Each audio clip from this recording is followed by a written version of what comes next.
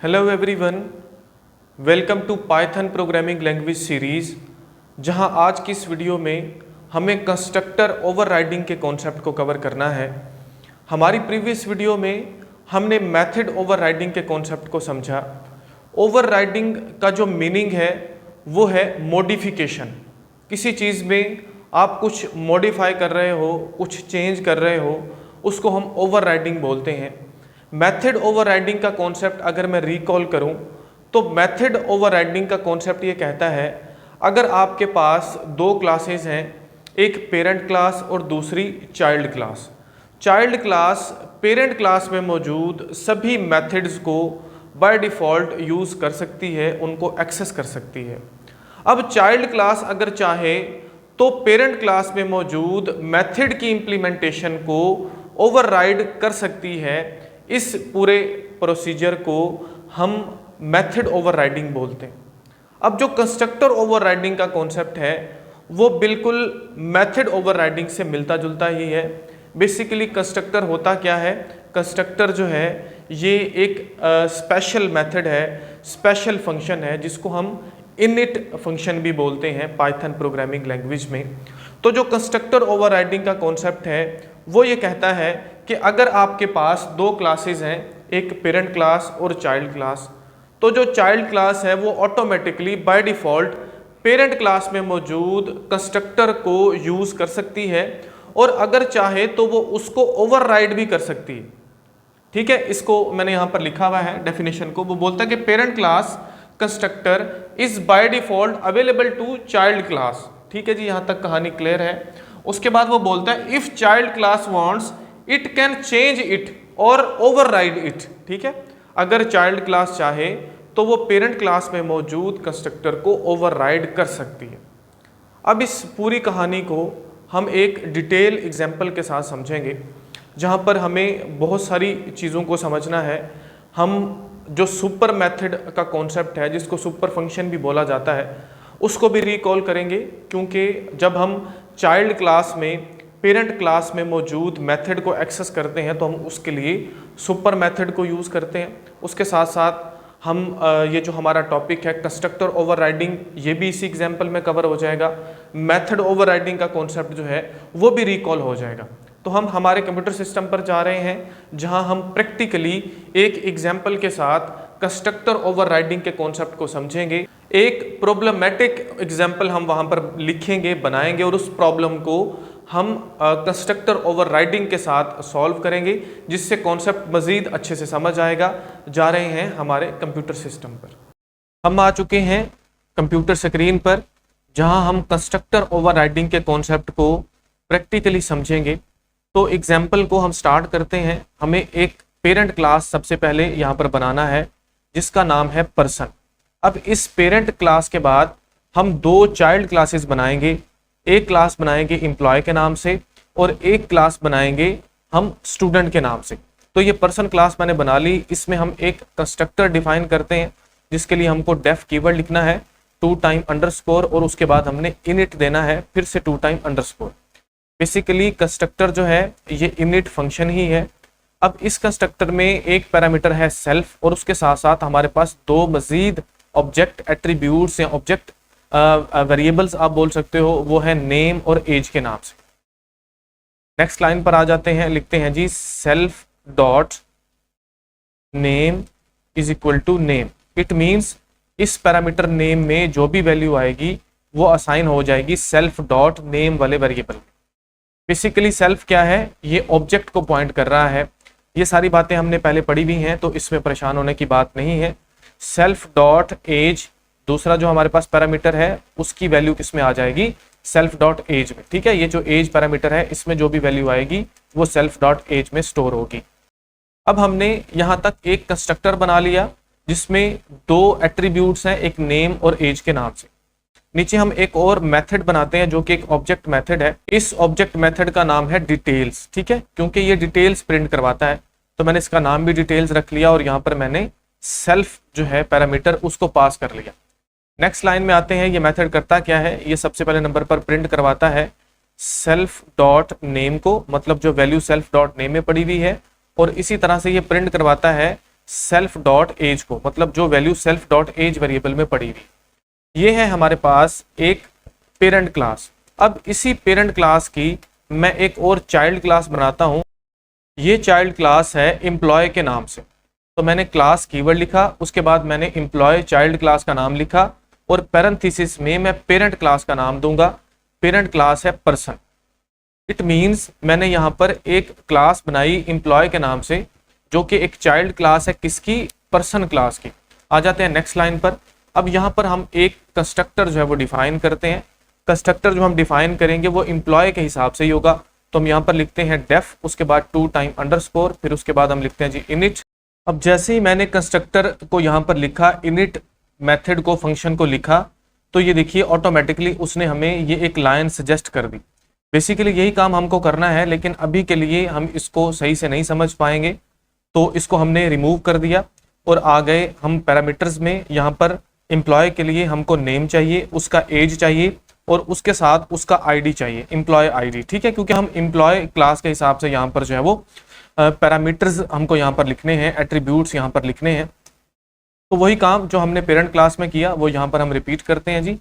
तो बेसिकली यहाँ पर क्या है जी, हमने लिखना है सेल्फ डॉट, सेल्फ के स्पेलिंग ठीक कर लेते हैं, self dot name is equal to name.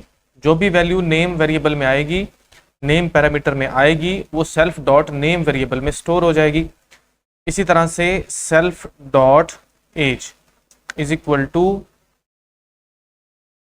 As.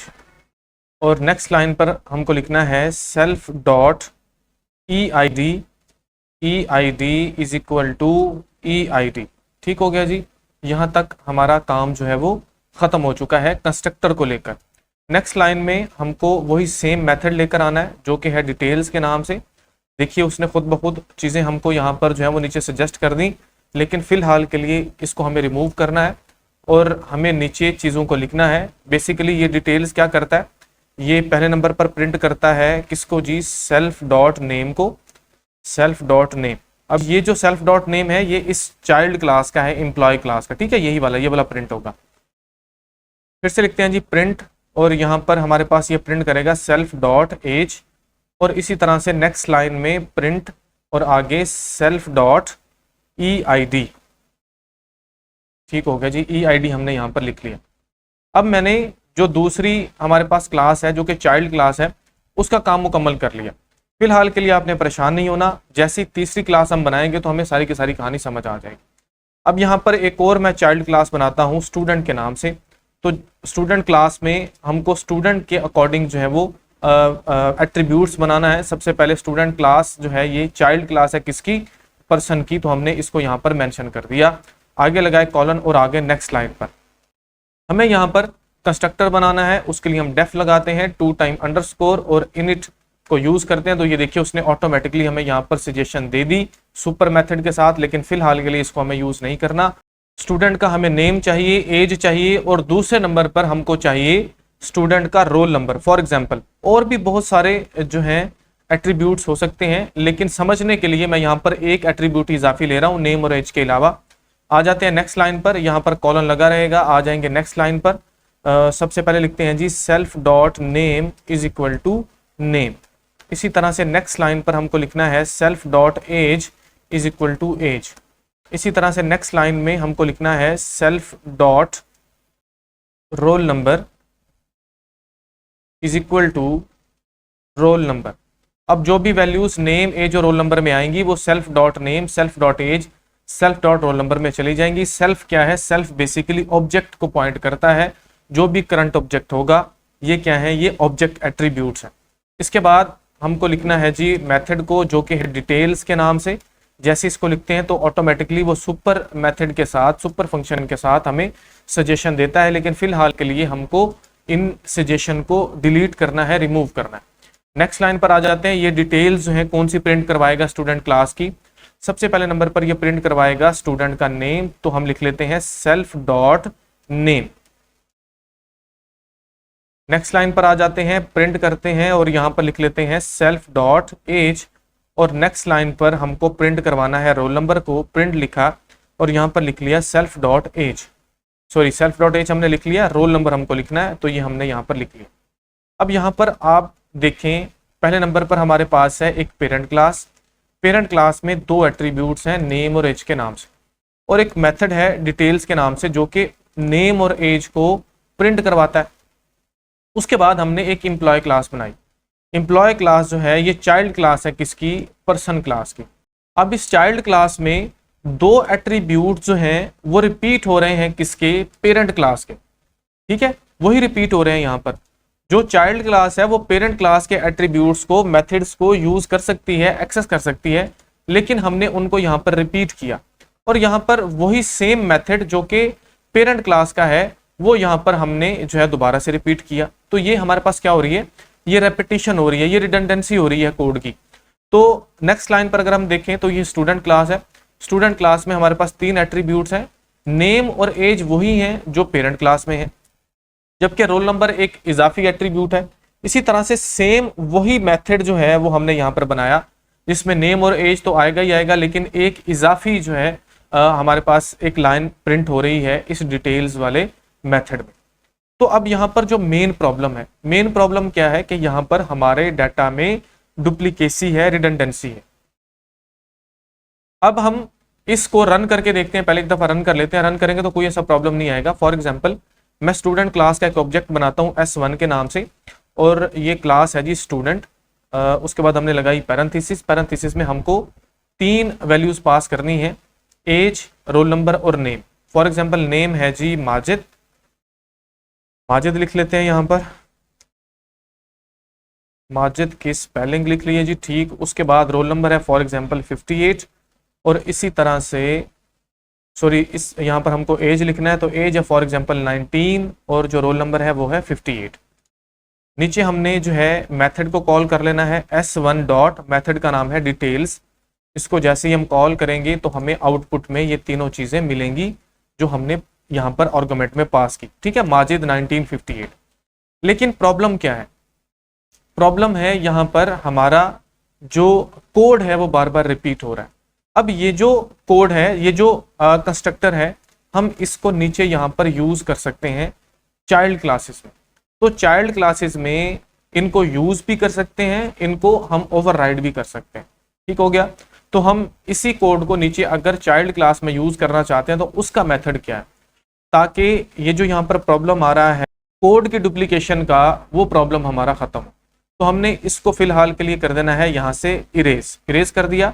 यहाँ पर हम लगाएंगे सुपर मेथड, जिसके लिए हम सुपर कीवर्ड लिखेंगे, उसके बाद पैरेंथेसिस लगाएंगे, और उसके बाद हम डॉट लगाएंगे। जैसे ही डॉट लगाएंगे तो ये देखिए कि पूरी की पूरी मेथड्स की लिस्ट हमें मिल गई है। Age, name, super method basically use होता है जो पेरेंट क्लास है उसके मेथड्स या उसमें मौजूद कंस्ट्रक्टर जो हैं उनको एक्सेस करने के लिए। तो हमने यहाँ पर सुपर लिखा, उसके बाद डॉट लगाया, उसके बाद हमको जो है वो 2 टाइम अंडरस्कोर लगाना है और हमको इनिट को लगाना है। इनिट को लगाया, पैरेंथेसिस में हमको नेक्स्ट जो है देना है नेम और एज। ठीक है, नेम कॉमा एज, ये हमने दे दिया। अब हमारा वही काम जो सारे का सारा ऊपर ये कर रहा था, ये लाइन कर रही थी, वो हमारा काम यहाँ पर होगा। ठीक हो गया जी। सिर्फ हमको इजाफी उसके अंदर जो अमेंडमेंट की है हमने सेल्फ डॉट ID जो कि एम्प्लॉय के लिए हमें चाहिए वो हमने लगा दी। अब यहाँ पर सेम काम हम इस डिटेल मेथड के लिए भी करेंगे। अब वही चीज यहाँ पर रिपीट हो रही है लेकिन थोड़ी सी उसके अंदर चेंजिंग है, तो हम मेथड ओवरराइडिंग भी यहाँ पर कर सकते हैं। तो उसके लिए हमको क्या करना है, हमको यहाँ पर जो है इतना जो ये जो इतना एरिया है इसको हम कर लेते हैं यहाँ से रिमूव। उसके लिए इसको सेलेक्ट कर लिया, बैक स्पेस करते हैं जी, यहाँ से सुपर कीवर्ड लिखेंगे, सुपर लिखा, उसके बाद हमने पैरेंथेसिस लगाई, उसके बाद हमने डॉट लगाया। यहाँ पर हमको जो है वो डिटेल्स मेथड को ले आना है और हमको पैरेंथेसिस लगा देना। अब वो जो रीयूजेबिलिटी है कोड की, या जिसको आप डुप्लीकेशन बोल सकते हो, वो हमारी खत्म हो चुकी है। अब हमारे कोड में जो डुप्लीकेसी है वो भी खत्म हो चुकी है और हमने ओवरराइडिंग को यूज किया। यहाँ पर ये देखो आप, हमने मेथड ओवरराइडिंग की, यानी कि इस मेथड में हमने अपनी मर्जी के मुताबिक चेंजिंग की। इस कंस्ट्रक्टर में हमने हमारी मर्जी के मुताबिक जो है वो चेंजिंग कर रही है इन चाइल्ड क्लास। अब ये भी हमारे पास एक चाइल्ड क्लास है स्टूडेंट के नाम से, तो यहाँ पर भी हम वही काम करते हैं। ये हमको रिपीट करने की जरूरत नहीं, हमको सिर्फ लिखना है यहाँ पर सुपर मेथड, उसके बाद हमको पैरेंथेसिस लगानी है, उसके बाद हमको डॉट लगाना है, 2 टाइम अंडरस्कोर, और इसी तरह से इनिट को लगाना है, और पैरेंथेसिस में हमको नेम और एज को लिखना है। नेक्स्ट हमारे पास ये जो मेथड है डिटेल्स के नाम से, इसको भी हम रिमूव कर लेते हैं और यहाँ पर लिखते हैं जी सुपर कीवर्ड को, जो कि सुपर मेथड के लिए यूज होता है। उसके बाद हम लगाते हैं पैरेंथेसिस, पैरेंथेसिस के बाद हम डॉट लगाएंगे और यहाँ पर हम डिटेल्स जो है उसको यहाँ पर ले आएंगे, सुपर डॉट डिटेल्स, और उसके बाद हमने जो है वो पैरेंथेसिस लगा देनी है यहाँ पर। तो ये काम भी हमारा जो है वो ओके हो गया। अब वही काम हम यहाँ पर, ये देखिए मैंने स्टूडेंट के नाम से ऑब्जेक्ट क्रिएट किया हुआ है, इसको मैं रन करता हूँ। जैसे ही रन करूंगा तो आउटपुट में हमें सेम वही आउटपुट मिला। तो ये बेसिकली काम है कंस्ट्रक्टर ओवरराइडिंग का, सुपर मेथड का, और मेथड ओवरराइडिंग भी हमने यहाँ पर की। तो होपफुली जो कॉन्सेप्ट है वो आपको समझ आया होगा। ये एक थोड़ा सा लेंथी एग्जाम्पल है, लेकिन बहुत ईजी और बहुत बेसिक सा एग्जाम्पल है, जिससे हमने कंस्ट्रक्टर ओवरराइडिंग को समझा। तो कंस्ट्रक्टर ओवरराइडिंग बेसिकली है क्या, अगर चाइल्ड क्लास चाहे तो पेरेंट क्लास में मौजूद जो कंस्ट्रक्टर है, जो इनिट फंक्शन है, उसको ओवरराइड कर सकती है।